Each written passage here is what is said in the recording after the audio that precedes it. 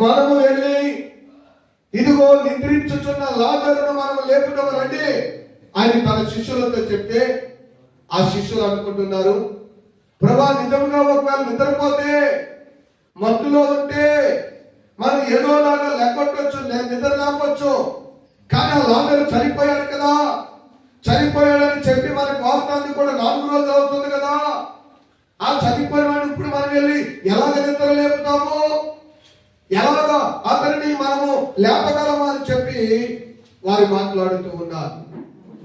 ప్రభు చెప్తున్నటువంటి మాట, మనం వెళుదాము రండి అని చెప్పి సమాధి వద్దకు ఆయన ప్రయాణమై వెళుతూ ఉన్నప్పుడు ఆ ఊరిలో అనేకులంతా ఆయన వెంట వచ్చారు. అనేకులు ఆయన వెంట వచ్చి ఆయన ఎక్కడికి వెళ్తాడు, మార్పు దగ్గరికి వెళ్తాడేమో, మరియ దగ్గరికి వెళ్తాడేమో, వాళ్ళిద్దరిని పలకరిస్తాడేమో, వాదారుస్తాడేమో అని వారందరూ కూడా యేసయ్యను వెంబడిస్తూ ఉన్నారు.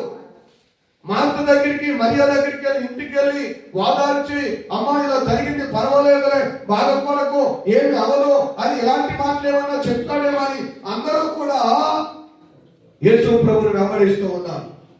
కానీ యేసయ్య ఎక్కడికి వెళ్ళాడో తెలుసా? సమాధి దగ్గరికి వెళ్ళాడు. దేవునికి స్తోత్రం, హల్లెలూయా. వాదార్చే స్థలంలోనికి వెళ్ళలేదు. ప్రియులారా, ఇంటికాడ బాధపడుతున్నారని వాళ్ళని వాదార్చడానికి వెళ్ళలేదు. కానీ ఎక్కడికి వెళ్ళాలో తెలుసా? ఏ లాజరును అయితే సమాధిలో పెట్టారో, ఏ లాజరును అయితే ప్రియులారా పేదల వస్త్రంలో పెట్టి సమాధిలో పెట్టి బయటికి రాకుండా అతనికి ఆ సమాధిలో దాచారో, ఆ సమాధిలో ఉంచారో, ఆ సమాధి కాడికి ప్రభు వెళ్ళాడు. ఆ సమాధి కాడికి వెళ్తూ ఉన్నాడు. ఈ రోజున చాలా సార్లు నీ హృదయంలో, నీ జీవితంలో అనుకుంటావు, నేను ఇంత కష్టపడుతుంటే దేవుడు నాకు ఒక దర్శనం ఇవ్వటం లేదు, ఇంత కష్టపడుతుంటే ఆయన నాతో మాట్లాడటం, ఇంత ఇబ్బందులు పడుతుంటే మంచో చెడ్డో దేవుడు నాకు ఏమి చెప్పడం లేదు, నేను ఇన్ని పరిస్థితుల్లో ఉన్నాను, ఇన్ని కష్టాల్లో ఉన్నాను, ఇన్ని ఇబ్బందుల్లో ఉన్నాను, దేవుడు నా దగ్గరికి వచ్చి ధైర్యపరిచి ఇదిగో నేనున్నాను కుమార్తె, నేనున్నాను కుమారుడు అని నాకు ఒక దర్శనం ఇవ్వటం లేదు, నాతో ఆయన మాట్లాడటం లేదు. ఎందుకు మాట్లాడటం లేదంట?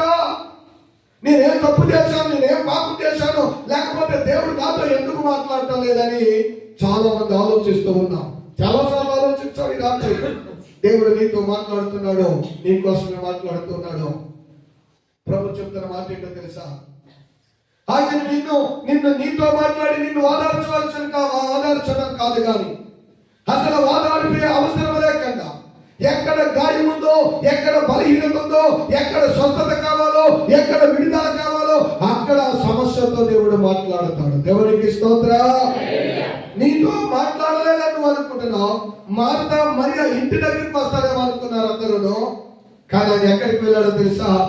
సమాధి దగ్గరికి వెళ్ళి, సమాధి దగ్గరికి వెళ్తున్నప్పుడు మార్త కూడా అంటుంది, ప్రభా నా సహోదరుడు చనిపోయి 4 రోజులు అయిపోయింది ప్రభా, ఇప్పుడు వాసన పడతాడు ప్రభా, ఇప్పుడు అక్కడికి ఎందుకు అంది. మనుషులకు వాసన పట్టొచ్చు. నువ్వు కూడా చాలా మందికి విరక్తి కలిగి ఉండొచ్చు. చాలా మంది నిన్ను చూసినప్పుడు వాసన పట్టే స్థితిలో, ప్రియులారా ఇబ్బందుల స్థితిలో, అవమానాల స్థితిలో, నీతో అవసరాలు తీర్చుకుని, నీతో పని జరిగించుకుని, నేను అన్ని విషయాల్లో వాడుకుని ఈ రోజు నువ్వు వాళ్ళకి వాసన పట్టే స్థితిలో ఉన్నావేమో, వాళ్ళకు పనికిరాని స్థితిలో ఉన్నావేమో. ఒక రోజున నిన్ను గొప్పగా చెప్పిన వాళ్ళే ఈ రోజున నీ మీద అనేక మంది నిందలు వేస్తున్నారేమో, అవమానపరుస్తున్నారేమో. మాట్లాడుతుంది వాసన పడతాడు ప్రభు అని. ఎప్పుడు కూడా వాడు గుర్తుపెట్టుకో, మనుషులకు మనం వాసన పట్టొచ్చు, మనుషులకు మనము బరువైపోవచ్చు, మనుషులకి నువ్వంటే ఇష్టం లేకుండా ఉండొచ్చు. ఒకవేళ నీ వయసు అయిపోయిందని, బలం అయిపోయిందని, ఆరోగ్యం అయిపోయిందని, నీ కొడుకుకు పనికి రాకపోవచ్చు, నీ కోడలకు పనికి రాకపోవచ్చు, నీ ఇంట్లో వాళ్ళకు పనికి రాకపోవచ్చు, నీ భర్తకు పనికి రాకపోవచ్చు, నీ భార్యకు పనికి రాకపోవచ్చు. కానీ దేవుడు అంటున్నాడు, నిన్ను ముదురు వచ్చే వారికి ఎత్తి పట్టు నేను నడిపిస్తాను. నాకు బరువలేదు. దేవుడికి నువ్వెప్పుడు బరువు కాదు, దేవుడికి నువ్వెప్పుడు భారం కాదు. దేవుడు నిన్ను ఎప్పుడు విడిచిపెట్టలేదు. ఆయన విడిచిపెట్టేవాడు కాదు నిన్ను. ఎవరు ఎన్ని మాటలు చెప్పినా, ఒకవేళ ఎవరికైనా నీకు దూరమైనా, అయ్యో నాకు ఎవరు లేరని నువ్వు ఏడవవద్దు, నువ్వు బాధపడవద్దు.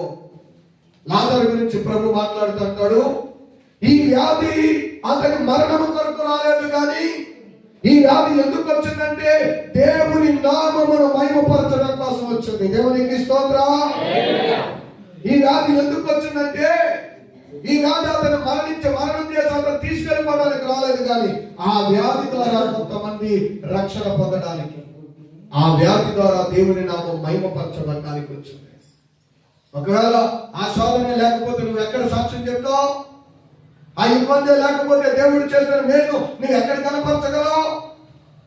నువ్వు ఎప్పుడు అనుకోని కష్టం, ఎప్పుడు అనుకోని బాధ, ఎప్పుడు అనుకోని ఇబ్బంది వచ్చింది, కానీ ఆ ఇబ్బందుల్లో నుంచి విడిపించినప్పుడు నువ్వు చెప్తావు ఒక రోజున, నిజంగా ఆ రోజున నాకు దేవుడు లేకపోతే నేను ఏమయ్యేవాడినో, నా బిడ్డ విషయంలో కానీ, నా భర్త విషయంలో కానీ, నా పిల్లల విషయంలో కానీ, నా కుటుంబ విషయంలో కానీ ఆయన నన్ను ఎంతో మేలు చేశాడు, ఆ రోజు నిజంగా నన్ను కాపాడాడని ఒక సాక్ష్యాన్ని చెప్పాలి.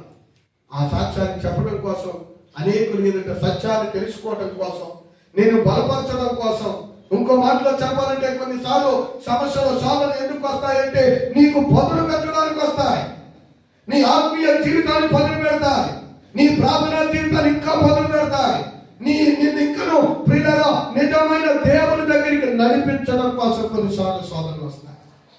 దేవుడికి నువ్వు అంటే ఎంతో ఇష్టమైనప్పుడు, నువ్వు నశించిపోకుండా, నిజమైన దేవుని తెరవకుండా, నిత్య నరకానికి నువ్వు వెళ్ళిపోకుండా ఉండడం కోసం ఏదో ఒక గాయాన్ని పెట్టి మరలా నిన్ను తన దగ్గరికి దేవుడే తన దగ్గరికి చేర్చుకుంటాడు. ఆ గాయము నిన్ను తీసుకువెళ్ళడానికి, నిన్ను మరణం చేయడానికి రాలేదు, కానీ ఒకటి నిన్ను దేవుని దగ్గర చేయడానికి వచ్చింది, ప్రభువు తెలుసుకోవడానికి వచ్చింది. రెండోది ఇంకా నిన్ను పదును పెట్టాలి. ఇంకా నువ్వు ప్రార్థన చేస్తే, ఇంకా నువ్వు దేవుని దగ్గర మోకాలు ఉంటే, ఇంకా నువ్వు ప్రభు దగ్గర భక్తి చేస్తే, ఆ భక్తిలో నిన్ను నీ కుటుంబాన్ని అంచెలంచెలుగా దేవుడు ఎదిగించడానికి, ఆ భక్తిలో నిన్ను పెంచడానికి, ప్రార్థనలో నిన్ను నిల్చోబెట్టడానికి, ప్రార్థనలో దేవుడు నిన్ను బలపరచడానికి, నిన్ను పదును పెట్టడానికి ఆ ఇబ్బందులనే కొలుములో దేవుడు నేను ఉంచుతూ ఉన్నాను. కత్తి కమ్మరి వాని దగ్గరికి వెళ్ళిన తర్వాత, కొడవలి కమ్మరి వాని దగ్గరికి వెళ్ళిన తర్వాత దానిని కమ్మరివాడు మనం చూసినట్లుగా నూనె రాసి చక్కగా అన్ని చేసి పక్కన పెట్టాడు. గబగబా దాన్ని ఏం చేస్తాడో తెలిసిన వెంటనే ఆ నుప్పులు కొలుములో పెడతాడు. ఎర్రగా కాల్చిన తర్వాత దాన్ని తీసి సమిటి మీద పెట్టి, ఆ దిమ్మ మీద పెట్టి 4 దెబ్బలు వేసిన తర్వాత అనుకుంటుందంట అమ్మయ్య, ఇప్పుడు దాకా కాల్చాడు, ఇప్పుడు ఏదో కొట్టాడు, అయిపోయింది అనుకుంటుందంట. అయిపోయింది అనుకున్న సమయంలో 4 దెబ్బలు వేసాడు, ఇక పక్కన వేస్తాడు అనుకుంటే తీసుకెళ్లి సర్వమైన పక్కన నీటిలో పెడతాడు.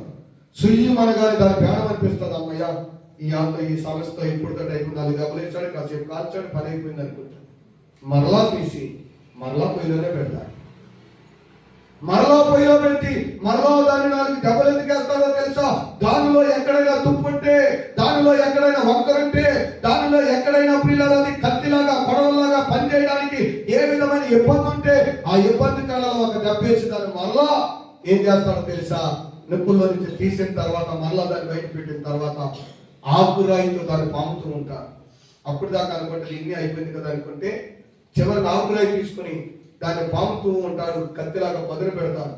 ఇది అనుకుంటుందంట, ఎంత అయిపోయిందంటే ఇలా పామి అరగొట్టేస్తున్నాడు, అమ్మోయ్ అనుకుంటుంది.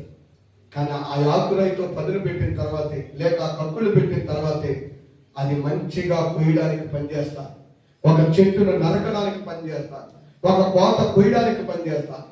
కానీ అదే కొడవలి నీటిలో నీసూరులోనే ఉంటే ఏమవుతుందో తెలుసా? తుప్పు పడుతుంది తప్ప దేనికి పనికిరాదు. ఈరోజు నిన్ను కూడా దేవుడు ఒక పదును పెట్టడానికి, నిన్ను కూడా దేవుడు తనకి ఇష్టమైన ఒక పాత్రగా చేసుకోవడానికి, నువ్వు చేసుకున్న భక్తి, నువ్వు చేసుకున్న విశ్వాసం, నీకున్న యథార్థమైన భక్తి, నీకున్న నమ్మకము, నిజమైన దేవుల్లో నిన్ను బలపరచడానికి దేవుడు ఇబ్బందులనే కొలువులోనికి నేను నడిపించుండొచ్చు. లాజరుతో కూడా దేవుడు అంటున్నాడు, లాజరు గురించి దేవుని మహిమపరచడానికి వచ్చిందంట. బైబిల్ చెప్తుంది దేవుని యొక్క వాక్యంలో, ప్రియులారా, దేవుని మహిమపరచడానికి నీ జీవితంలో వచ్చిన కష్టం, నీ జీవితంలో వచ్చిన బాధ, నీ జీవితంలో వచ్చిన బలహీనత, నీ జీవితంలో వచ్చిన అనారోగ్యం, నీ జీవితంలో ఎదురవుతున్నటువంటి పరిస్థితి, 12 సంవత్సరాలుగా రక్తస్రావంతో బాధపడుతూ ఎన్నో హాస్పిటల్ తిరిగిన తగ్గని రోగంతో బాధపడుతూ డబ్బులన్నీ అయిపోయి, కానీ ఆ తల్లి దేవుడి దగ్గరికి వస్తే